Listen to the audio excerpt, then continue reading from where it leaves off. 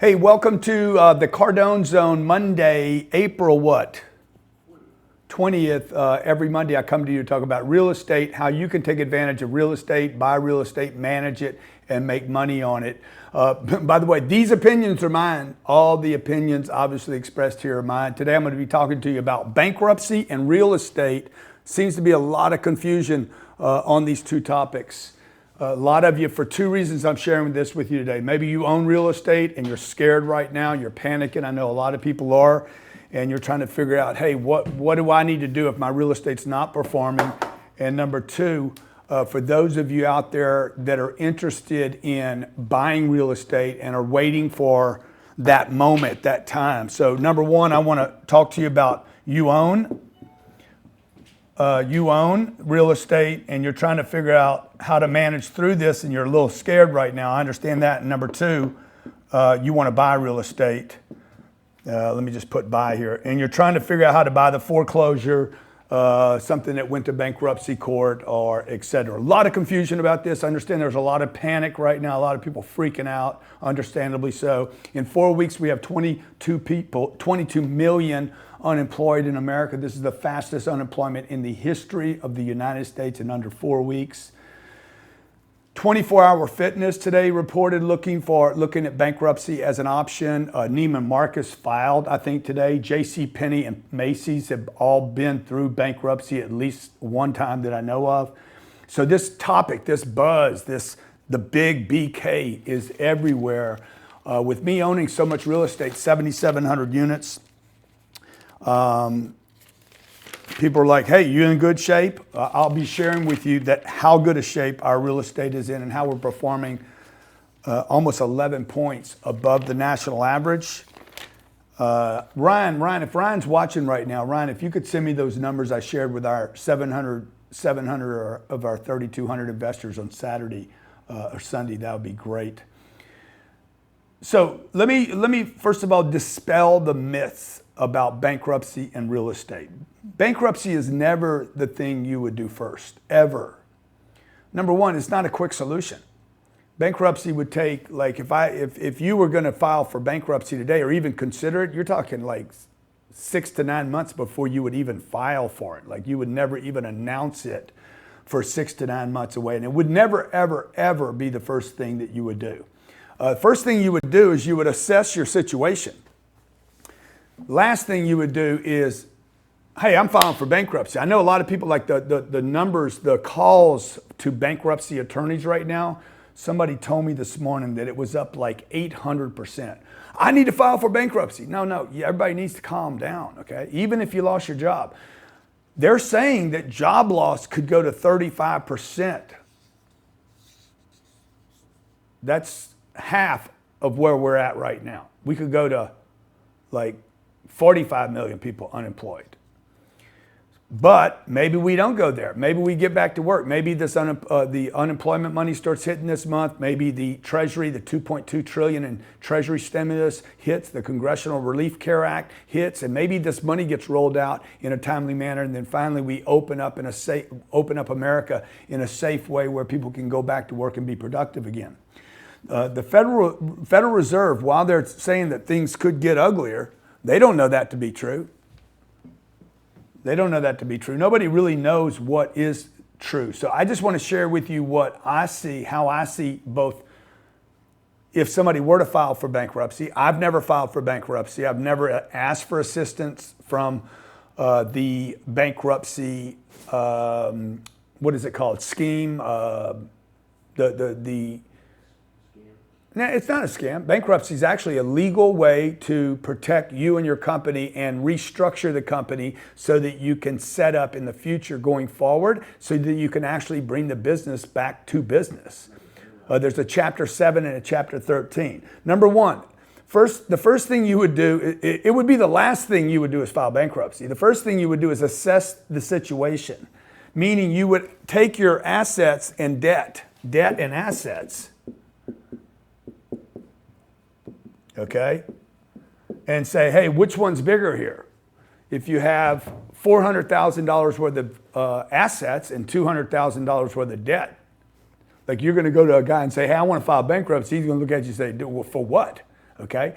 Second thing you're going to look at, or the third on this list, is cash burn. How much cash are you burning through each month?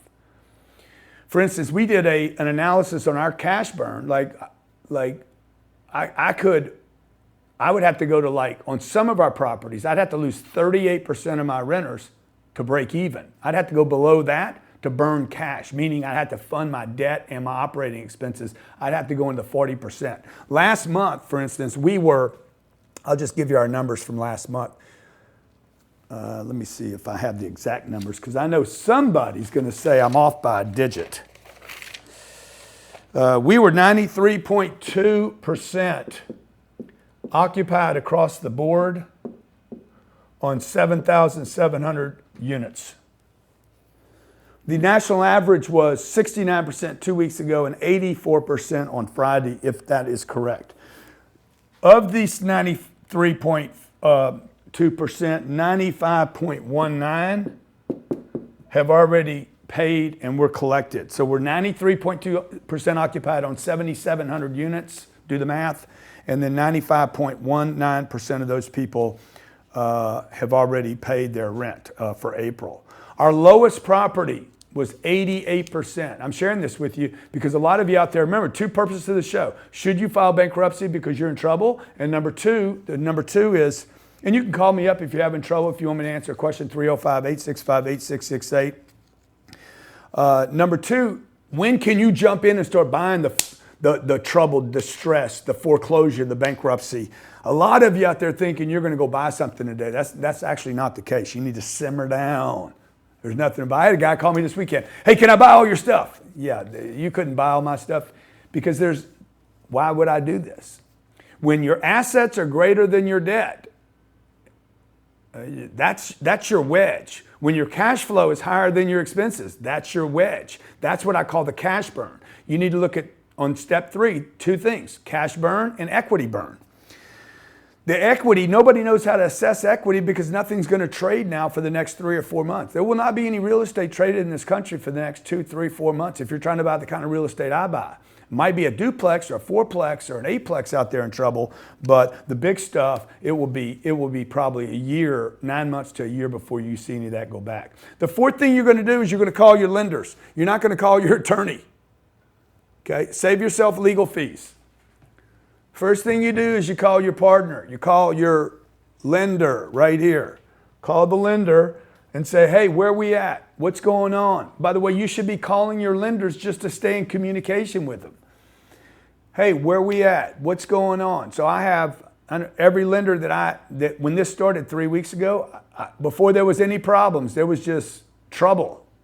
There was gossip and rumors and trouble and forecast and issues and fear and the world is going to come to an end. First thing you do is you call your lenders up. I called every one of them. Hey, Grant here.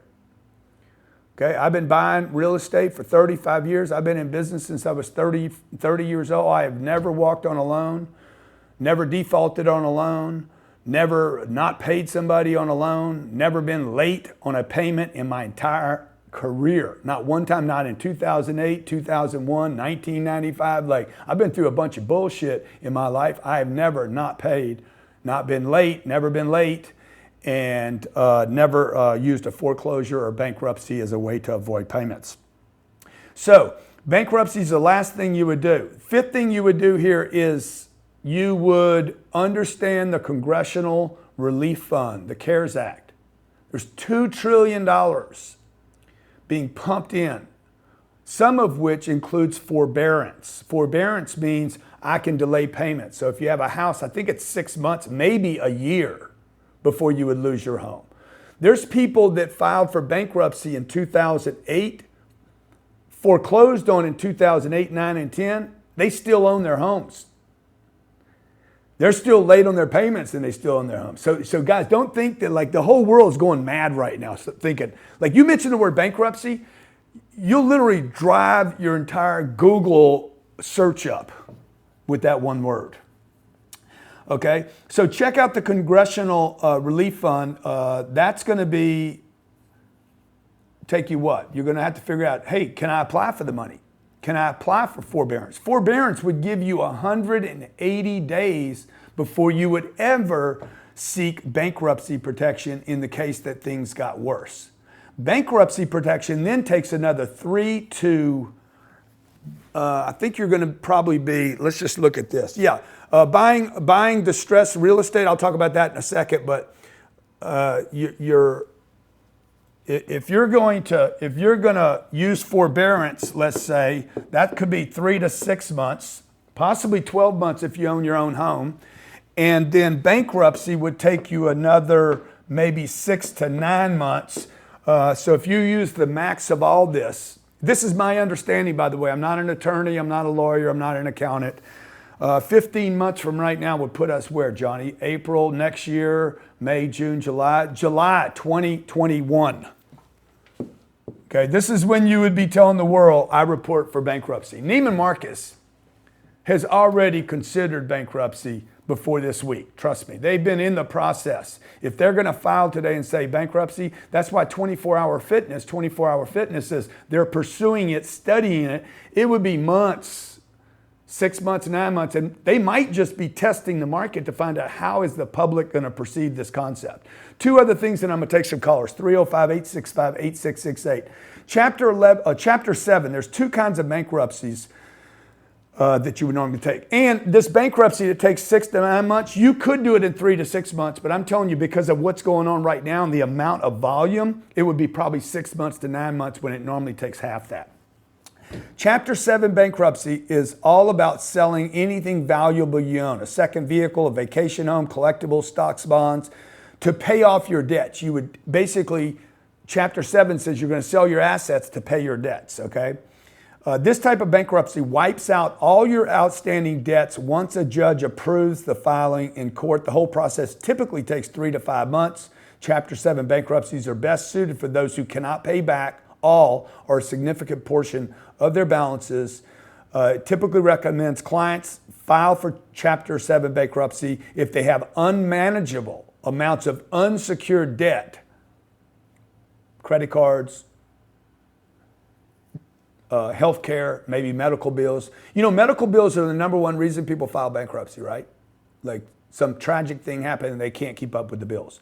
Chapter 13, different kind of bankruptcy. It's referred to as a reorganization bankruptcy. This is what Neiman Marcus will use. Designed for those with a regular income to create a plan to repay all or part of their debts in installments.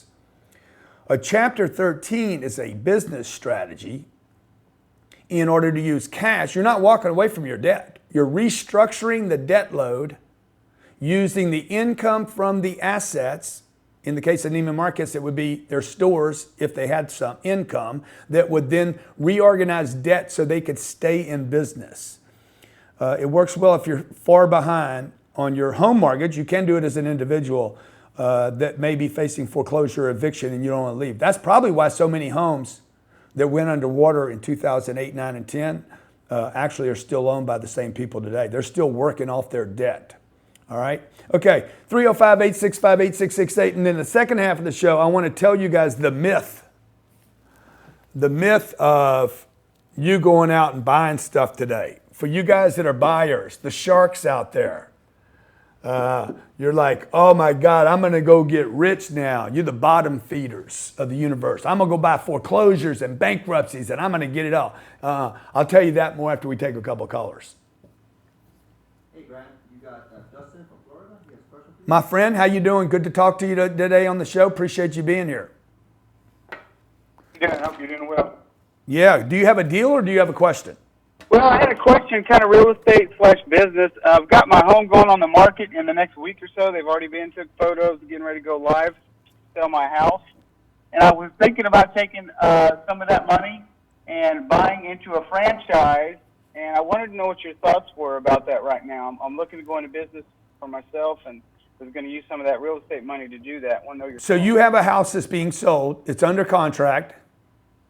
Yeah, it will be shortly. It's actually getting ready to go live this week, and it should go pretty quick. Dude, if you get that house sold right now, you're going to be like the luckiest dude. You'll be dancing. You're dancing on magic if that thing closes. Okay, how much is the house? It's first-time home buyers. Could be around the 180 mark. 180? And you got it under contract already? No, sir, not yet. Not under contract yet. No, it's getting ready to go live listed this week, in about a week. They've already took pictures. It's just not up yet. All right, bro. Well, you call me back next week if you get it under contract, all right? I might throw in 10 grand if you sell it, just I'm as a telling you, would bonus you because take you some got of so that much money if I magic can- going in. If I can get it closed, would you take some of that and buy into a franchise right now? That's really what I wanted to know. Yeah, I mean, look, it depends on the franchise. It depends on the franchise. It depends on the effect of how long this COVID thing lasts. How long is the country going to be out? If it's a Java Juice franchise, it's kind of scary for me right now. If it's a restaurant, kind of scary. I don't know is it a fitness center? Mr. Trump, he wants to open up the fitness centers around America, but they're going to open up slow. They're going to release later. Like Texas is talking about opening up. I got all excited this morning. I'm like, oh my God, they're going to open Texas up. But man, the schools aren't going to open up. Grocery stores are going to lightly open up. People still got to do the 6 foot thing. So I don't know. I'd have to know more about the franchise. Let's talk to our next caller. Thank you for calling in, by the way. Again, this show today, folks, is about bankruptcy and real estate, the impact and effect on your home, your duplex, your quadplex, your apartments.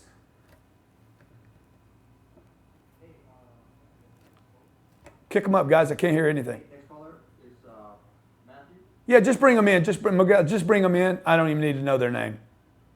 How are you, Uncle G? What's going on, my little nephew? What's your name? Matthew. I'm Matthew, from what's Montreal, up? Right from the Canada. Bible. Montreal, Canada. You've ever been? Yes, I have been. I was in Montreal. I was in Hull. Really? When I was single, dancing like a crazy man one night.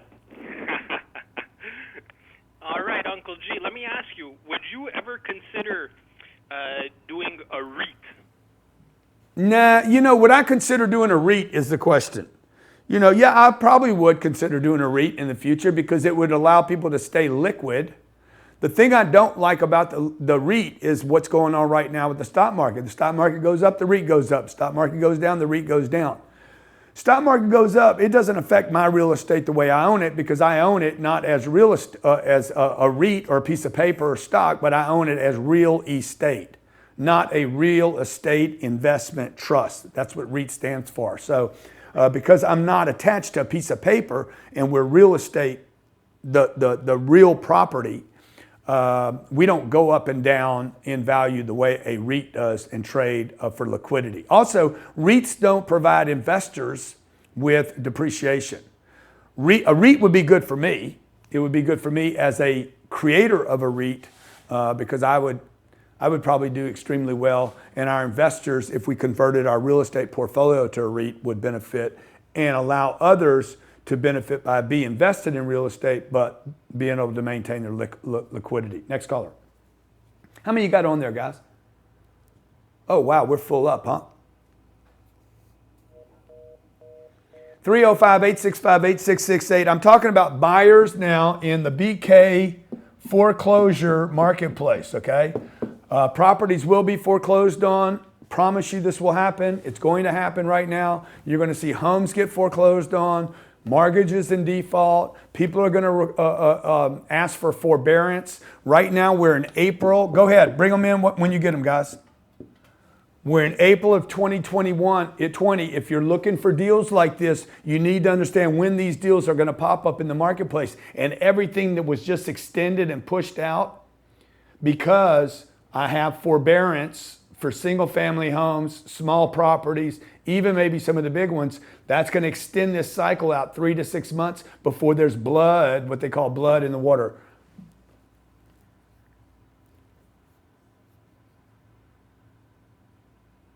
Just bring them in as I'm talking, guys. Go ahead. Yes, sir. Hey, how you doing? Good, sir. What's your name? My name is Red. I'm located up in Destin, Florida. Love the Panhandle right now, by the way. The Panhandle by Fannie Mae and Freddie Mac was just considered upgraded as one of stronger markets. Ryan Secco told me this morning.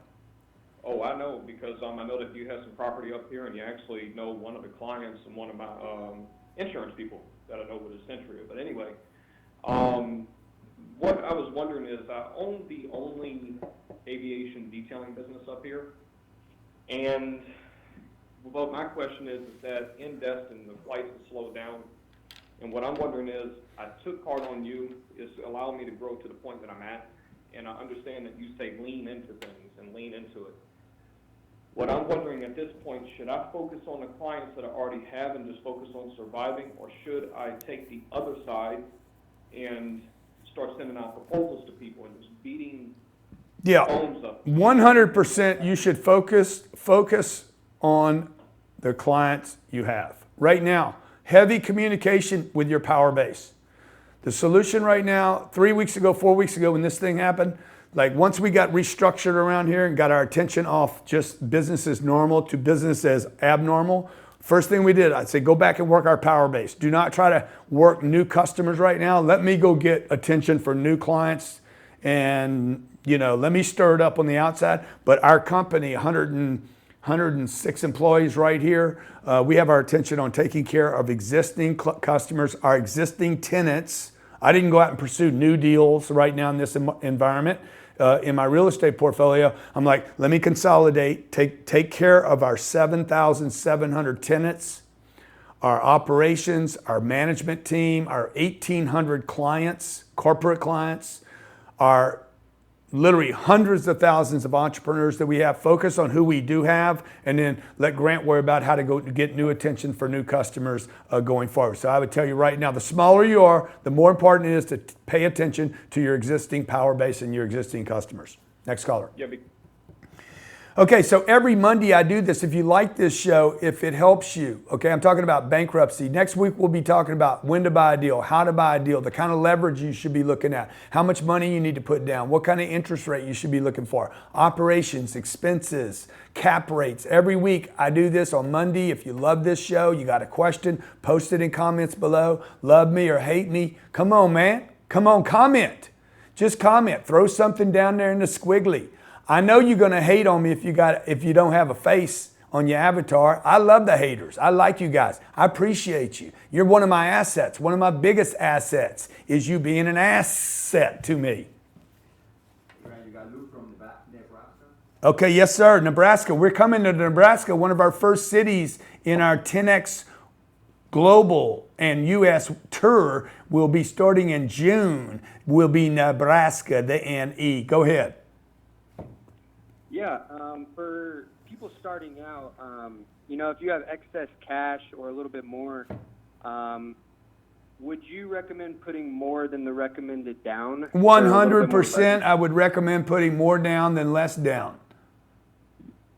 So a lot of your deals that you go into, you have a bigger portfolio, a lot more cash to work with on that is, you go in trying to do as much as you can. Dude, let's talk about leverage right now, okay? This is a great topic, okay? Because the only way you can go upside down, folks, if the whole world just goes upside down, then everybody goes upside down. But really, if you have something paid for, if I have something that's worth, I'm going to give you a couple deals. I did a deal for $100 million. I did a deal for $140 million.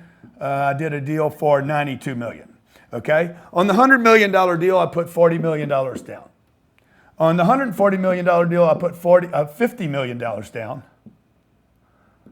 And on the $92 million deal, I put $30 million down. So that's not over leveraged. Okay, over leveraged is buying a $400,000 house in February. These deals were done at the end of the year, by the way, with $20,000 down. You now owe $380 on that house. Or the duplex or whatever it was, right? You're upside down right now, okay? Now, the $100 million property I bought in Austin, Texas, 88 acres of land, I put $40 million down. I financed $60 million at a very low interest rate for 10 years. What, is it worth $60 million today? People are like, Grant Cardone is over leveraged. But okay, then you need to understand math. You cannot get on YouTube and say somebody's over leveraged without knowing what the leverage is. So when somebody says he's over leveraged, say, how do you know that? Do you know what the property's worth? That's what you'd have to know worth. What's the property worth? What did he pay for the property? What's it worth today? Does he need to sell? Okay. How much is the debt? How long's the debt for? Oh, by the way, what's his cash burn? Because I could actually be through my equity. I'm not. This is my down payment right here. Who walks away from $40 million, $50 million, and $30 million? It's so ridiculous. People are so panicked right now that they'll buy anything. Who walks away from, what is that, $120 million in 3 weeks? That's on 3 deals. I own 26 of them. We don't have anything over 75% mortgaged debt. Most of our stuff is 65%, and probably a third of it is under that number. So you want to be extremely conservative in, even if the bank says, we'll give you 70 million or 80 million. The bank would have given me more money on this deal. So again, let me explain this. $100 million deal, $60 million worth of debt. Today, if I was going out and buying that deal today, I would probably only finance $50 million. And it wouldn't be just because of choice, it would be because of the marketplace. And that's what's going to kill you bottom feeders right now.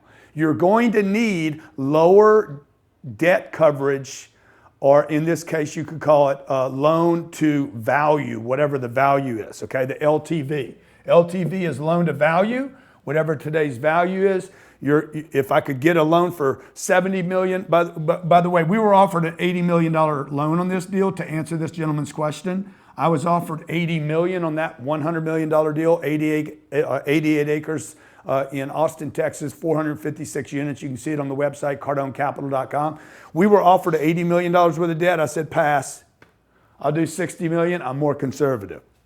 We bought a deal for $140 million, and we put $51 million down, finance, whatever that difference is, okay? That's our cash down. And what is that? 89 million, I think is what we financed on that deal. Okay. So again, I'd have to go through $51 million worth of equity to be like, oh shit, I'm back to where my debt, but I could still service my debt. And you still wouldn't know. I still would not go to a bankruptcy court right now. What I would do is go to my lender. Hey, this is where we're at. There's trouble in the neighborhood. This guy got foreclosed on. This is what's going to happen. My neighbor gets foreclosed on, and this guy gets foreclosed on. Okay, and I'm in the middle. Okay, these two are foreclosed on, so what happens? They're not taking care of their property, so they lower their rents. When they lower their rents, my rents have to get lowered. I'm not in trouble, they're in trouble. But I got to lower. They're out of cash. They can't fix carpets. They can't paint. They can't fix the asphalt. They can't manage the property. They're in trouble. Who would be the buyer for these properties? I'm in the middle of them. The bank knows me. I'm operating my property. They know I'm big enough to operate a big property like this. So for the bottom feeders out there, understand when the world comes to an end, and that's not today, the bottom feeders that are looking for bankruptcies and foreclosures. I had people call me last week, I'll buy you a jet. Okay, CEOs of big companies. Hey, is it really for sale? You just pulling my leg. Okay, people calling up. Hey, are you really going to sell the real estate? I had real estate brokers from around the country. Are you going to sell the portfolio? But man, I got people contacting me. Okay, these are called bottom feeders. Easy, looking for some easy business. Don't be stupid, man. The marketplace cannot switch that quick. Because why? First thing I would do is call my lenders. Okay, so that's going to be what? The lenders are going to give me 3 months, 6 months, maybe 9 months. This is what they're going to do to the people that are in trouble in your neighborhood. You're in Oklahoma and you're trying to buy the neighbor's house. You know he's in trouble. He's got 3, 6, maybe 9 months of forbearance. That puts you to the end of the year before you can even buy this deal. Then if he files bankruptcy, which he could go Chapter 7 or 13. Then he's going to get another 3 to 6 months. You're not buying shit. Sorry. Beep, beep, beep. You're not going to buy anything. I called it that because that's probably what this is. You're not going to buy that until maybe March of next year. So for all of you out there calling me every day, dude, when's the bottom coming? When can I be able to jump in? If you're going to buy some real estate right now, you're going to need, when this happens, you're going to need more equity. Okay? Experience. You will have to have a lot of experience to buy real estate. And you're going to have to be able to manage the risk of the lender with cash. You will have to have more cash reserved, more cash down. Fannie and Freddie right now, this is what they're doing on a deal, and then we'll take our last caller. This is what Fannie and Freddie are doing on a deal. We'll give you the loan, 50% loan to value. I need 12 months of reserves to manage the future risk. Do you understand? He's like, on a $100 million deal, you need $50 million in cash, and I need 12 to 24 months of interest payments on the property in escrow to manage the future. Okay, you got another caller? I hope you guys enjoyed the show today. I'm just sharing with you what I'm learning. Most of these are my opinions, okay? You got to figure out what fits for you and what doesn't. If you want to learn how I'm doing real estate, what we buy, how we look at it, CardoneCapital.com is the website, CardoneCapital.com. We have 7,700 units under management right now. Go ahead. Nick from PA. Nick, how you doing, buddy? Hey, Uncle G, what's going on? Good, buddy. How you doing? Good. Hey, I'm a Fund 5 investor. Just have a question for you about off-market real estate deals, if you've ever gotten into them. Okay, go ahead. Tell me about off-market. You got something for me off-market? No, I have a potential off-market deal. I'm just curious if you've ever, gone into them yourself. Okay, how big's the and, deal? Pros and cons. How big's the deal? Small deal, single family. My buddy owns the house I'm living in. Dude, what are you doing, dude? You got... Just trying to house hack it. Hear your thoughts on it. Okay, you don't want to house hack right now. You guys don't want to house hack right now. You don't want to flip right now. I've been telling you guys for a year, man. You're going to get the flippers are going to be the first people that get punished right here. I would tell your buddy to sell your house to you. That's what I would tell your buddy. If your buddy calls in right now, sell your house to Nick, because Nick's going to go for it. But guys, you don't even know if you can get a loan on a deal right now. You don't want to be house hacking right now. You do not want to be risk environments right now.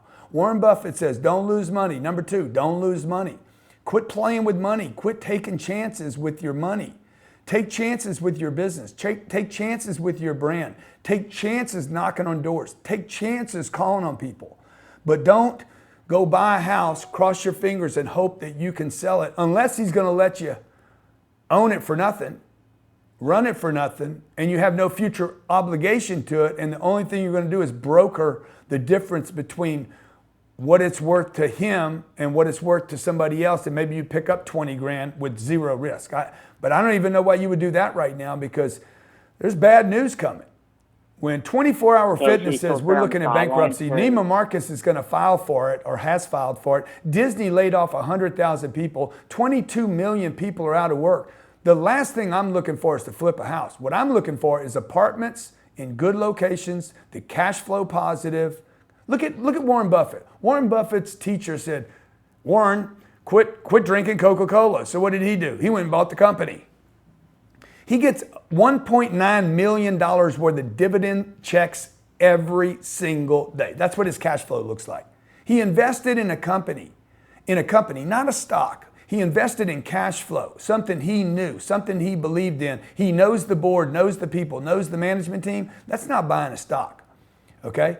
All right, my name's Grant Cardone. This is the Cardone Zone. Mondays, we do a show on real estate. Tuesdays, we interview power players. You can also see a lot of that on our Instagram channel at Grant Cardone on Instagram. 3, my wife and I do a show on Wednesdays for young hustlers, for salespeople around the world.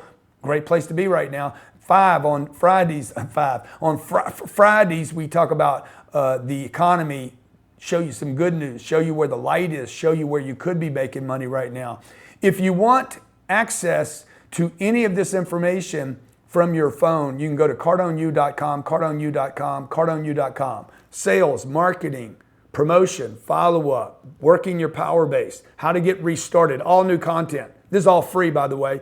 How to get restarted, unemployment videos. If you've been unemployed, go there. Grab the first 13 videos. It's completely free. I guarantee it'll get you a job in the next 72 hours. How to buy real estate, how to manage real estate, how to figure a deal, the perfect deal, the ideal size deal. That program's $10,000. You can get it free right now at CardoneU.com, CardoneU.com. Over 2,000 videos educating you, training you, and it'll sit on your phone, your computer, your tablet. You can go binge. 5 hours of content we're dropping in there this week on how to get started, how to start over, how to reboot yourself in this economy. 5 hours for free. Go there, binge on that rather than Tiger King. Tiger King, come on, man. You want to waste 5 hours of your life? Go watch Tiger King. You want to change your life? Go get on Cardone U for free. My gift to you, you've been laid off, you're scared, I understand. 22 million layoffs in America. Could be more to come, probably will be. Disney laid off 100,000 people today. You guys at Disney, maybe you're going back, maybe you're not, okay? While you're down, rather than watching ABC, the Disney show, blah, blah, blah. What else are people watching on TV right now? Fox, CNN. Fox, CNN, cartoons. Yeah, 000. What a show that is, man. If you guys seen 000, post down. I binged on that this weekend because I already know Cardone U. Okay, get yourself on Cardone U. It costs you nothing. My gift to you, if you want to stay on it longer than you're unemployed, great. We'll do business with you later. For now, it's free. Thanks for watching the show today.